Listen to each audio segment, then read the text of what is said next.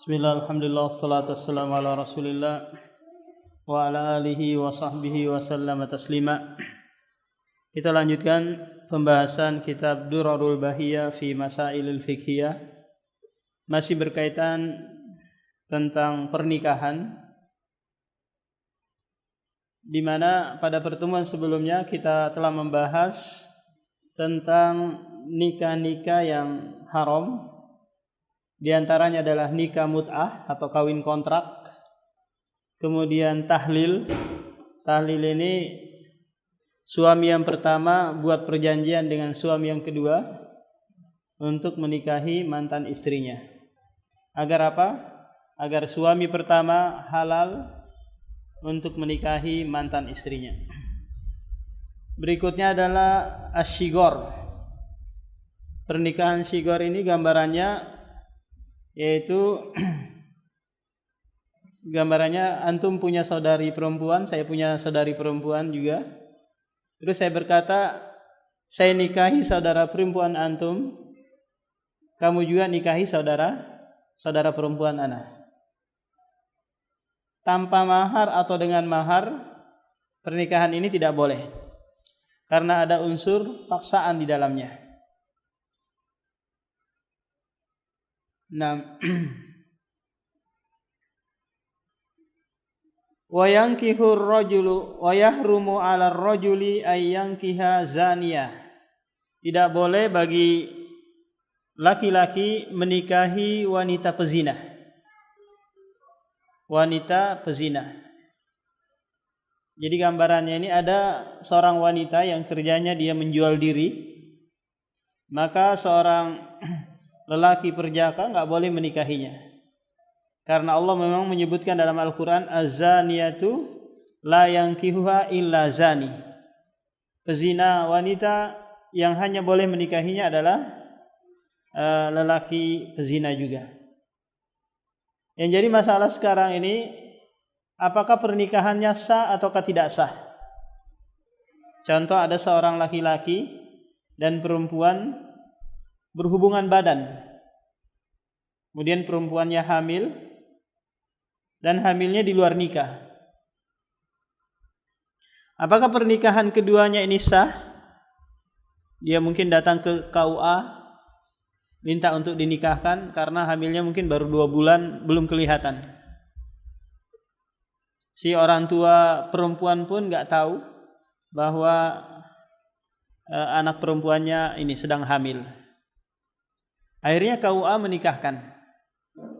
Apakah pernikahan keduanya sah atau tidak? Ini menjadi perselisihan di antara para ulama. Adapun mazhab Syafi'i, Maliki, Hanafi menganggap pernikahannya sah. Paham? Kenapa? Karena perempuan yang hamil, apakah ia menghamili itu yang mau menikahinya atau orang lain? Maka perempuan yang hamil di luar nikah itu dianggap tidak ada masa iddahnya. Karena memang Rasulullah bersabda, la tuta'u mar'atun hamil. Tidak boleh wanita yang hamil itu dinikahi. Karena ditakutkan bercampur 2 mani dalam satu rahim. Nah, adapun mazhab Hambali mengatakan pernikahannya enggak sah, batil. Kalau mereka tetap berhubungan lanjut gitu, maka dianggap berzina terus. Kenapa? Karena Hambali menganggap bahwa wanita yang hamil itu masa iddahnya adalah wadu'u hamli. Itu tak kala dia melahirkan janinnya. Allah berfirman dalam surah At-Talaq itu, wa ulatul ahmali ajaluhunna ayyadna hamlahunna. Wanita yang hamil masa iddahnya itu melahirkan. Jadi kalau sekiranya masa iddahnya masih ada, enggak boleh dipinang, enggak boleh dinikahi. Kapan bolehnya? Selesai melahirkan.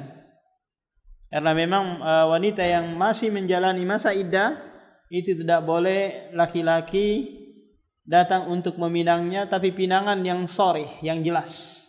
Dalam artian saya akan menikahi kamu. Tapi kalau dia dengan isyarah dibolehkan. Contoh, kalau sekiranya nanti setelah masa iddah ada yang mau menikahimu, bagaimana? Nah, ini isyarah bahwa dia akan maju tapi setelah selesai masa iddah.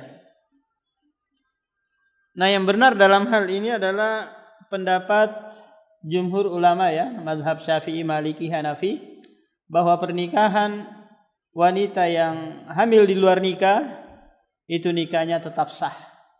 Mau yang menggaulinya yang menikahinya ataukah orang lain. Istilahnya kalau orang Bugis bilang apa? Pas sampo siri, penutup malu di kalangan keluarga. Jadi laki-laki ini datang nikahi wanita yang hamil ini karena malu keluarganya apa? Anak perempuannya hamil di luar nikah. Dan pemerintah kita juga dalam hal ini KHI, kompilasi hukum Islam, juga memutuskan hal yang sama, bahwa orang yang dulunya menikah di luar hamil di luar nikah kemudian nikah, maka hubungannya tetap dianggap sah. Hanya saja anaknya ini yang dia kandung ini nanti la yunsabu ila walidihi, tidak dinasabkan nanti kepada bapaknya. Adapun anak setelahnya nanti tetap anak yang pertama saja, anak yang ini jadi di luar nikah. Kalau sekiranya nanti anaknya perempuan, maka enggak boleh bapaknya menjadi wali hakim. Menjadi wali nikah, tapi pindah ke wali hakim. Ya, menjadi pembahasan lagi di antara para ulama, apakah bapaknya boleh menikahinya? Dalam artian dia gede gitu, perempuan gede, apakah boleh menikahinya? Karena dia bukan mahram bagi anaknya ini yang dia lahir jadi di luar nikah. Maka yang benar tidak boleh, karena tetap ada mahroman yang khas, yang khusus. Au musyrikatin, atau wanita musyrik. Enggak boleh dinikahi oleh wanita muslim, meskipun wanita musyrik tersebut cantik gitu, banyak hartanya dan yang lainnya, enggak boleh dinikahi. Kecuali dia masuk ke dalam Islam terlebih dahulu. Nah, adapun lelaki muslim boleh nanti menikahi wanita kitabiyah. Kitabiyah itu Nasrani atau Yahudi, boleh dinikahi. Tapi sebaliknya enggak boleh. Lelaki Yahudi atau Nasrani enggak boleh nikahi wanita muslimah. Meskipun pemerintah saat ini berusaha untuk melegalkan hal ini, yaitu bolehnya lelaki non muslim nikahi wanita muslimah dengan dasar hak asasi manusia, dengan dasar daripada mereka berzina terus lebih baik dinikahkan. Enggak, apapun alasannya, kalau sekiranya Al-Quran dan hadis menentukan, maka tidak ada lagi alasan-alasan untuk menghalalkan yang sudah diharamkan. Wa man saraha al-Qur'anu bitahrimihi, dan demikian juga apa yang dijelaskan oleh Al-Qur'an, ya, atau yang dikenal dengan mahram. Mahram itu ada 14 atau ada 13 disebutkan dalam surah An-Nisa ayat 23. Kalau kita mau membuat garis gitu, seorang wanita nanti mahramnya adalah bapaknya, kakeknya, nikah atas, bapak, kakek, buyut dan seterusnya. Ini adalah mahram yang sifatnya abadiyah. Tidak boleh bapak menikahi anak atau kakek menikahi anak. Nah, kalau ke bawah itu anaknya, anak laki-lakinya, kemudian cucu laki-lakinya dan seterusnya ke bawah. Ke samping nanti saudara laki-laki, sekandung, sebapak, seibu, ini tidak boleh menikah. Kemudian juga ponakan. Ponakan dalam artian anak saudara baik saudara laki-laki ataupun saudara perempuan, ini nggak boleh karena sifatnya adalah mahram. Paman, kesamping lagi paman, baik paman sekandung atau paman sebapak, ini mahram bagi apa? Bagi si perempuan ini. Adapun anak paman ini bukan mahram. Apa anak paman itu? Sepupu satu kali kan? Anak paman. Ini nggak boleh apa? Nggak boleh dia berjalan bersama atau tinggal satu rumah karena bukan mahram. Apa makna dari mahram? Mahram adalah tidak boleh saling menikah keduanya, diharamkan menikah. Ini yang sifatnya abadiyah, yang berkaitan dengan nasab. Paham? Hubungannya dengan nasab. Adapun yang hubungannya karena pernikahan, maka diantaranya adalah mertua. Ya, mertua ini mahram abadiyah. Meskipun nanti sudah cerai dengan anaknya. Contoh saya nikah dengan seorang wanita, ya kan? Maka bapaknya atau ibunya wanita tadi ini adalah mertua bagi saya dan sekaligus mahram. Dalam artian saya nggak boleh nikah dengan apa? Dengan mertua perempuan saya, meskipun saya sudah menceraikan anak perempuannya, karena sifatnya abadiyah dia. Demikian juga sebaliknya, ya menantu mertua nggak boleh nikahi ini menantu, meskipun nanti sudah pisah dengan anaknya, tapi nggak boleh menikah karena dia mahram abadi. Nah, ini yang berkaitan dengan apa? Dengan sohroh atau pernikahan. Warodau kan nasabi. Demikian juga anak persusuan. Anak persusuan ini sama dengan posisinya anak nasab. Contoh gambarannya, dulu istri saya pernah menyusui anak Arab karena ibunya nggak keluar air susunya berhari-hari lamanya. Akhirnya disusui oleh istri saya. Nah, disusui berkali-kali, ya minimalnya maksimalnya itu 5 kali. Baru dianggap minimal ya. Minimalnya 5 kali itu dianggap mahram. Namanya soleh. Maka soleh ini nanti seperti layaknya anak saya yang laki-laki, yaitu muslim. Jadi si soleh tidak boleh nikah dengan ibu persusuannya, nggak boleh juga nikah dengan saudara persusuannya. Dan apa yang menjadi mahram bagi si muslim juga jadi mahram bagi siapa? Si soleh ini, karena dia anak rodoah. Nah, adapun saudara-saudaranya si soleh ini, ibunya, bapaknya, saudara-saudara perempuannya itu bukan mahram bagi saya dan bagi anak-anak saya. Hanya dia tok saja, yang ada kaitannya. Tapi tentunya 5 kali persusuan ini minimalnya baru dianggap. Dan dia masa-masa pertumbuhan, silanya masa di bawah umur 2 tahun. Kalau sekiranya di atas itu nggak boleh. Mungkin sudah balik atau sudah dewasa. Nah, ini tidak boleh dijadikan anak rodoa lagi. Wal jam'u bainal mar'ati wa ammatiha aw khalatiha. Dan menggabungkan antara istri dengan bibinya ini haram hukumnya. Dalam artian istri kita punya bibi, acil atau tante lah.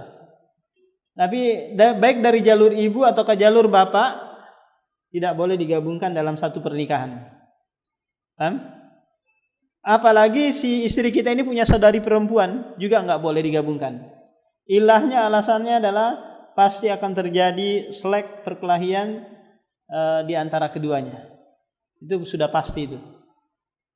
Sehingga hal inilah yang alasan untuk dilarang menggabungkan antara dua wanita yang bersaudara atau digabungkan dengan tantenya nggak boleh. Wa ma zada alal adadil mubah, dan lebih dari bilangan yang mubah. Bilangan yang mubah itu lebihnya 4 ya. Ini maksimalnya 4. Lebihnya ini nggak boleh, 5, 6 dan seterusnya ini nggak boleh. Meskipun Allah berfirman dalam surah An-Nisa itu, "Fankihu ma taba lakum minan nisa'i masna wa thulatsa wa ruba'." Kalau kita mengatakan waw di sini adalah waw tufidul jam'a, tufidu memberikan faedah penggabungan, 2 tambah 3 tambah 4 sama dengan 9. Berarti kita ngikuti sunnah Rasulullah kan, nikah 9 wanita. Enggak. Oh, di situ adalah maknanya adalah ikhtiar atau khiyar, pilihan. 2 atau 3 atau 4, maksimalnya 4. Kalau sekiranya engkau mampu berlaku adil. Kalau tidak maka nikahi satu saja. Di antara hikmah pensyariatan ta'addud ini karena makin dekat pada akhir zaman maka makin banyak kuota perempuan daripada laki-laki. Nanti 1:50. Lantas siapa yang mau menikahi mereka? Kalau bukan dari ikhwan-ikhwan atau kalangan muslimin. Karena nikah sama non muslim diharamkan. Maka disinilah pentingnya syariat ta'addud atau poligami.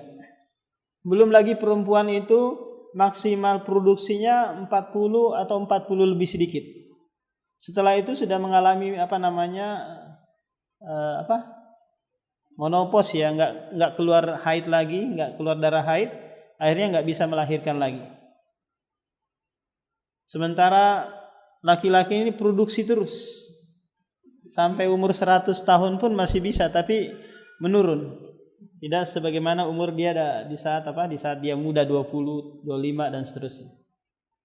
Tapi tetap bisa produksi. Jadi dia salurkan kemana kalau enggak ta'addud. Jadi nanti ada pembahasan tentang ta'addud ini. Jadi memang laki-laki itu pasti ada kecondongan kepada yang lebih muda. Ya, kecondongan yang lebih muda lebih dia cintai daripada yang tua. Kenapa demikian? Karena hal ini memang Allah enggak menekankan harus berlaku adil dalam hal cinta. Pasti cinta itu yang lebih muda, yang lebih cantik.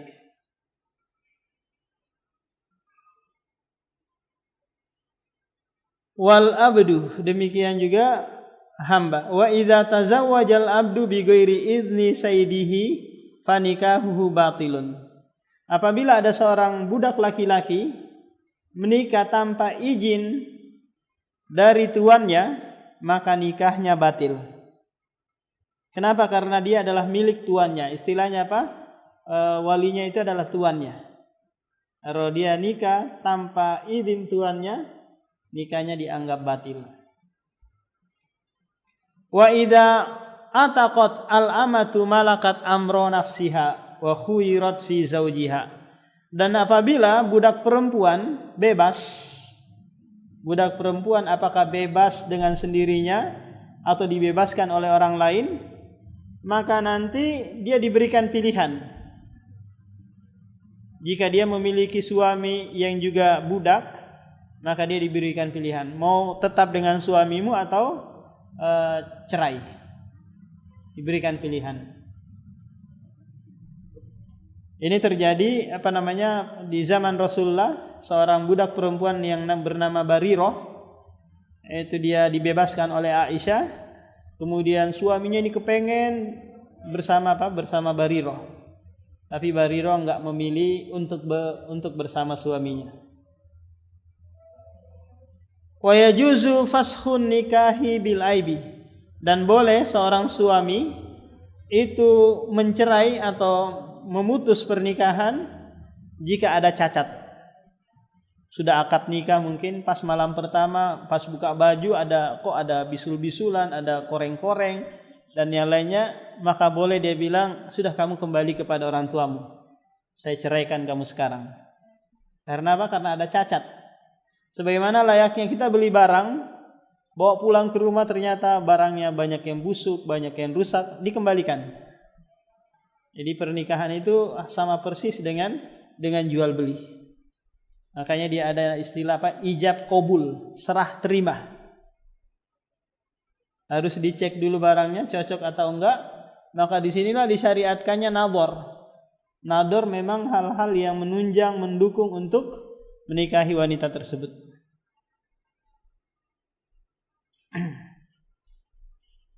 Jadi si perempuan pun enggak boleh menyembunyikan cacat. Jika kalau sekiranya dia memiliki penyakit atau memiliki apa gitu, dia harus sampaikan kepada calon suaminya.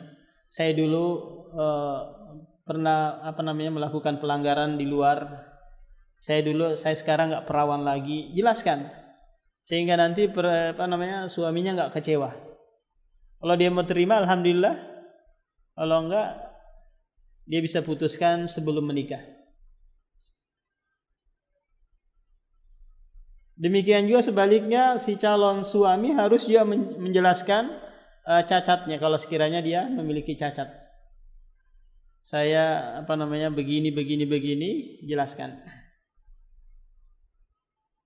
Karena seorang wanita pun nanti boleh untuk meminta talak, meminta cerai atau yang dikenal dengan khulu'. Wa yukirru man ankahatil kuffaru idza aslamu ma yuwafiqu syar'a. Jadi jika seorang muslim, seorang kufar, dia masuk Islam nih, maka nanti secara otomatis istrinya yang masih non muslim itu dia ceraikan. dia ceraikan secara otomatis. Gimana kalau sekiranya nanti mantan istrinya ini masuk Islam juga? Maka ya sudah, dia kalau mau kembali harus nikah baru. Nikah baru dengan mahar baru. Jadi jika dua non muslim saling berpasangan ini suami istri, kemudian di tengah jalan salah satunya ada yang masuk Islam, maka pernikahan mereka ini istilahnya diputus secara otomatis.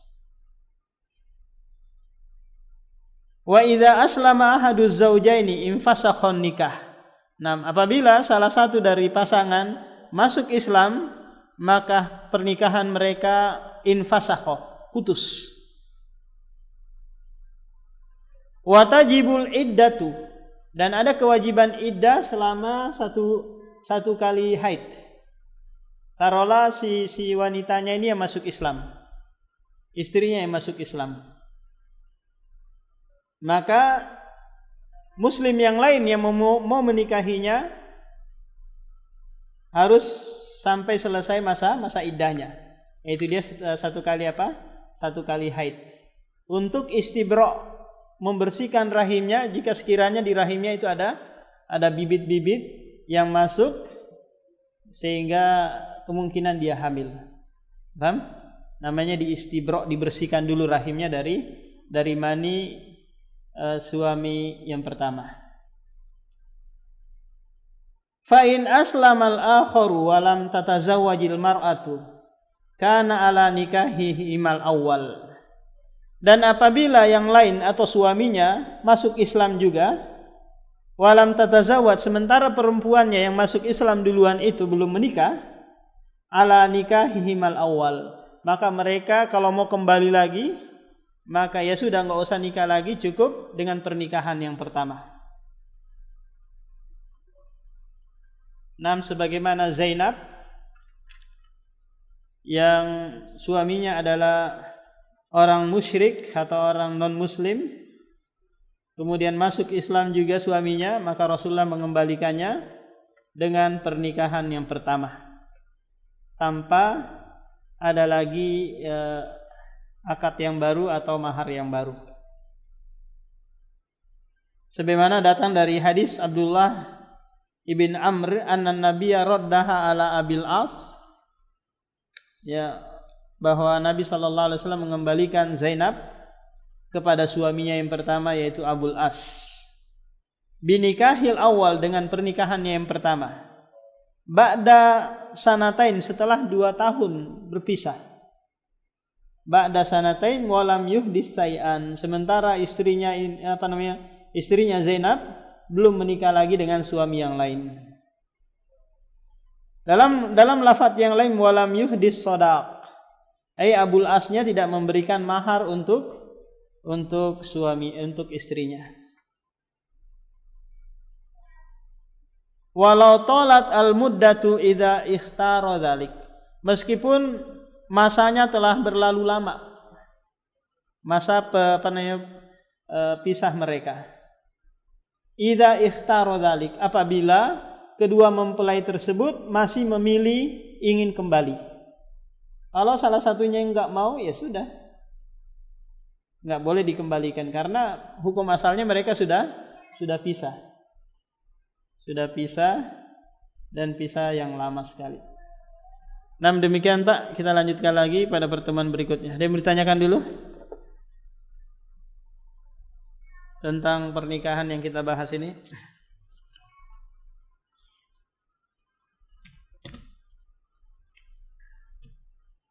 Nah, kalau tidak ada kita tutup. Subhanakallahumma wa bihamdika asyhadu an la ilaha illa anta astaghfiruka wa atubu ilaik.